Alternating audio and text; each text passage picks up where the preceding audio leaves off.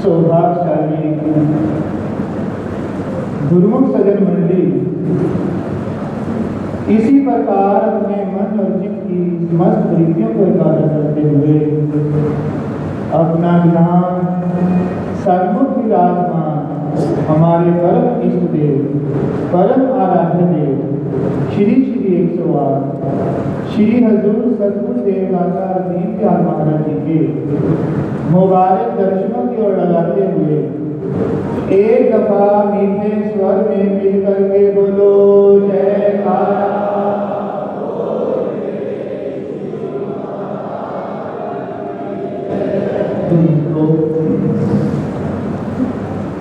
महापुरुष इस संसार में जीव के कल्याण के लिए ही अर्पित होते हैं। जीव का कोई सच्चा हितैषी है तो वो केवल महापुरुष है, जो जीव को सत्य का मार्ग दिखाते हैं। सत्य मिथ्या वस्तु प्रकटा में सुगति कुगति मार्ग दर्शन। कल सुबह भी हमने श्री मंदिर जी में सत्संग में ये श्रवण किया था कि आदि गुरु शंकराचार्य जी ने 3 वस्तुओं को अति दुर्लभ कहा। मानुष जन्म को, मोक्ष की लालसा पैदा होना और महापुरुषों की संगत में, ये तीनों जो चीजें हैं वो अति दुर्लभ है। यदि आज के समय को देखा जाए तो जब तक महापुरुषों की शरण नहीं मिलती तो मोक्ष की लालसा भी जो है वो जीव को पैदा नहीं हो सकती। इसीलिए जो है क्योंकि संसार के अंदर जीव संसार को ही सत्य मान करके उसको ही इकट्ठा करने के अपना लक्ष्य समझता है। हमारे प्रातः स्मरणीय श्री श्री 108 श्री तीसरी पातशाही गुरु महाराज जी के दोबारे वचन है कि जब जीव को महापुरुषों की शरण मिल जाती है तब जीव को वास्तविकता में इस संसार का पता चलता है कि संसार क्षणभंगुर है। और जब वो सूरत शब्द योग के द्वारा भजन अभ्यास के द्वारा भक्ति की कमाई करता है तब जो है वो इस मानुष जन्म का पूरा लाभ उठा सकता है। और रही संसार की बात, और जब जीव भक्ति करता है, महापुरुषों के वचन अनुसार भजन अभ्यास करता है, तो संसार की सब माया जो है वो जीव के स्वयं ही पीछे भागती है। जैसे सूरज की तरफ मुख कर लो तो छाया जो है वो पीछे पीछे भागती है। ऐसे ही जब ये जीव महापुरुषों की शरण प्राप्त कर लेता है तो धन दौलत मान सम्मान जो है वो जीव के स्वयं पीछे रहता है। लेकिन महापुरुष जो है वो एक बात से सावधान करते हैं।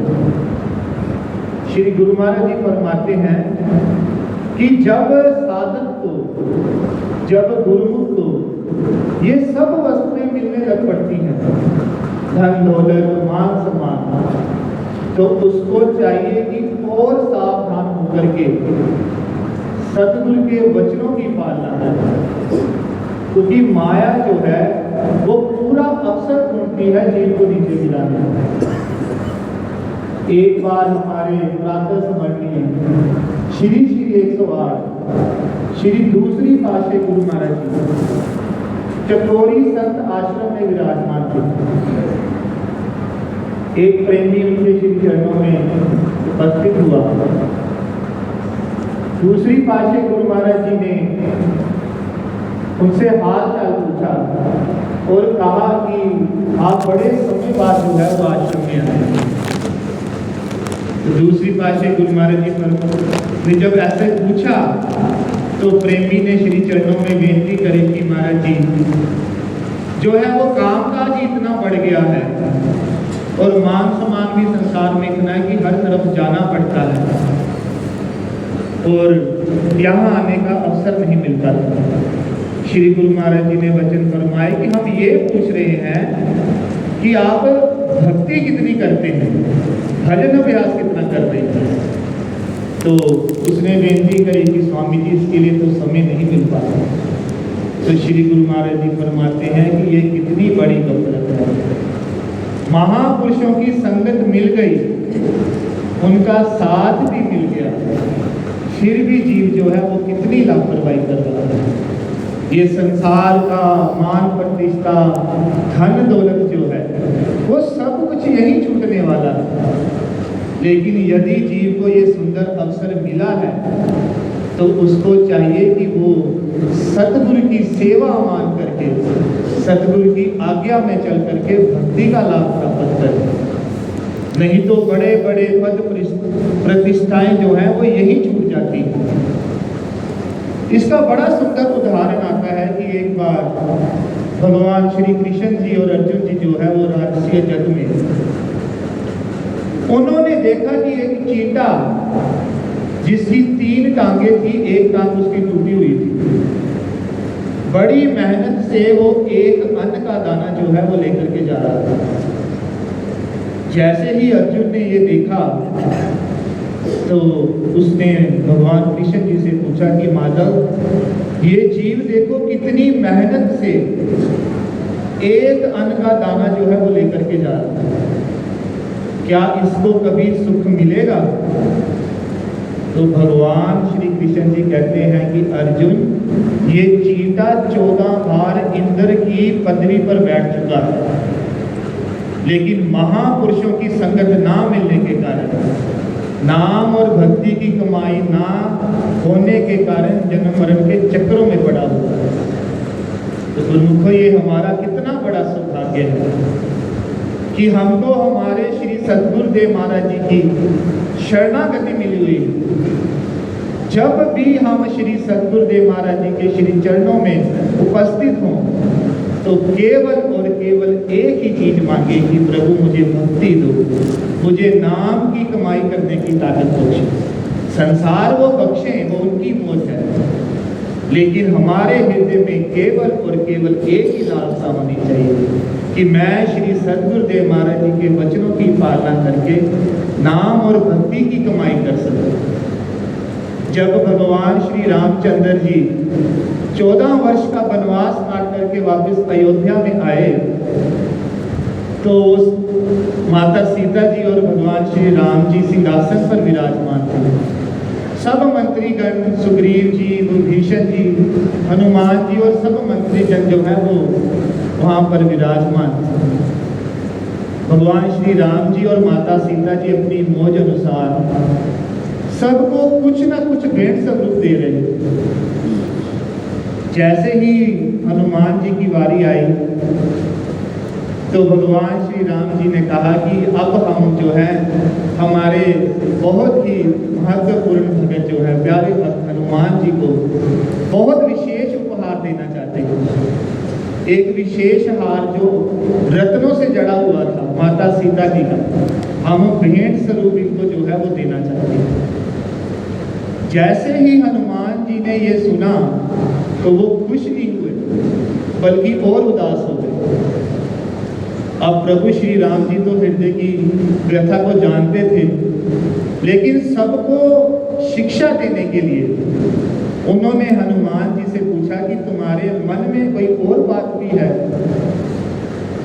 तब हनुमान जी ने विनती करी कि प्रभु मैं आपकी आज्ञा को मोड़ नहीं सकता, मैं हार को स्वीकार करूंगा, लेकिन माता सीता जी ने मुझे अशोक वाटिका में एक वरदान दिया था कि तुम्हें भगवान श्री राम जी की अनन्य भक्ति प्राप्त हो।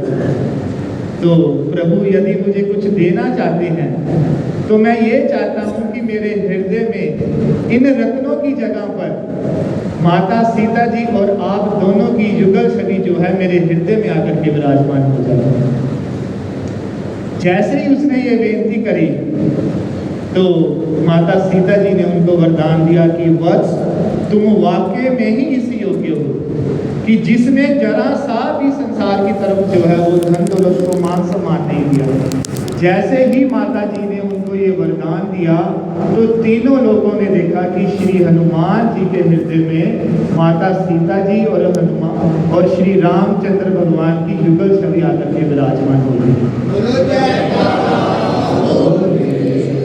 तो जब हम भी अपने श्री सद्गुरुदेव महाराज जी से उनकी भक्ति मांगेंगे, नाम की दात मांगेंगे, तो हम भी देखेंगे कि जैसे हनुमान जी के हृदय में श्री रामचंद्र जी और माता सीता जी की युगल छवि विराजमान हो गई है, ऐसे ही हमारे प्यारे सद्गुरुदेव महाराज जी की जो सुंदर छवि है वो हृदय में विराजमान हो जाएगी। जैसे अभी श्री हजूर सद्गुरुदेव महाराज जी सिंहासन पर विराजमान होकर के सुंदर दर्शन दे रहे हैं।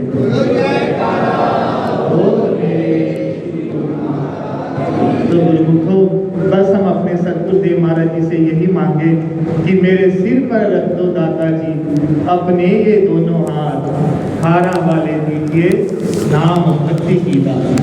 बस यदि अपने महापुरुषों से, अपने सद्गुरु से, अपने इष्ट देव से यदि कुछ मांगने योग्य है तो केवल और केवल उनकी सेवा, उनकी भक्ति और नाम की कमाई।